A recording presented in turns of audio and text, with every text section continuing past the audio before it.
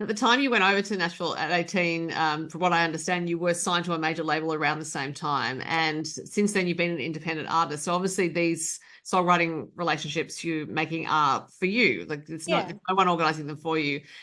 So I'm interested in when you decided to become independent, if that was a scary decision or it just seemed like a logical thing at that point in time.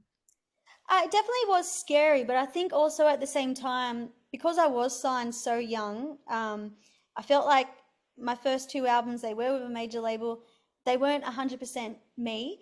And even when you go back and listen to them, I was doing so much songwriting, but my very first album, I think it might have had one of my songs on there.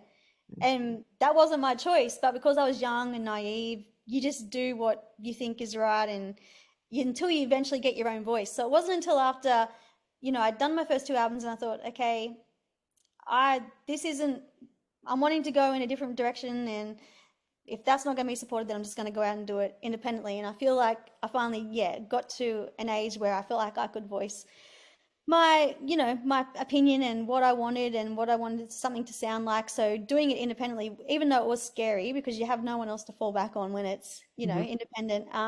It was also exciting because I was excited to do something that was 100% totally me. And it also obviously meant that you could start producing because you have Yeah. produced a lot of your own music. So, what aspects of that role do you like? Well, I've done my past two albums now, and it was something I'd always wanted to do. But as I said earlier, you get to an age where you finally find your voice and you feel comfortable enough to make decisions yourself and you're not second guessing yourself. And I feel like the same thing happened with producing. I always wanted to produce, but I just wasn't confident enough up until that point to feel like, okay, yes, I can take the reins and I can make all the decisions and it's going to turn out okay. So that taking that first leap and producing my Under My Skin album, so that was two albums ago. Um, when I did that, I actually made sure that I used my band who I play with on the road all the time. That was the first time I'd used them on an album, because normally when I'd done albums before, it was with other producers and they'd bring in, studio session players.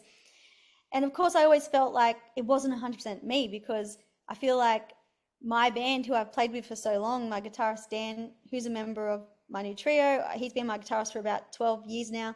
They get my sound the most. And so I made sure when I did step into the producer's seat that I had those guys playing on the album. So it was so much more comfortable and so much easier to direct them as well, because they're so used to working with me, and it wasn't like I was bringing in strangers and saying do this and do that. So yeah, it was a really great experience, even though it was scary to take the leap. And then of course after that I was like, well, of course I'm just going to produce every album now because I'm a control freak. And but Also, you know what you're doing. yeah, yeah, so I did do the following album after that, and I feel like from now on it'd be really hard to not at least take a co-producing seat on albums, because I feel like I am at an age now and have the amount of experience I do that I am finally at a point where I really know. Obviously, I feel like I know my sound the best than anybody else. So I feel like if I have that skill there, then at least I should at least be co-producing. But I'm definitely open to working and collaborating with other producers, because they, even when it comes to songwriting, I might write a song by myself, but I always notice when if I start out with an idea and I take it to another writer to finish it with, it always, most times, will end up being better than what I would think of by myself, because you just have another person's perspective. And the same goes with producing.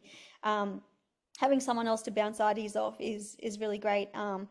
So yeah, my last couple of tracks I've actually been co-producing with my drummer Paul Bain, so it's been really great working with him as well. So he's played on my past two albums, and now he's co-producing with me.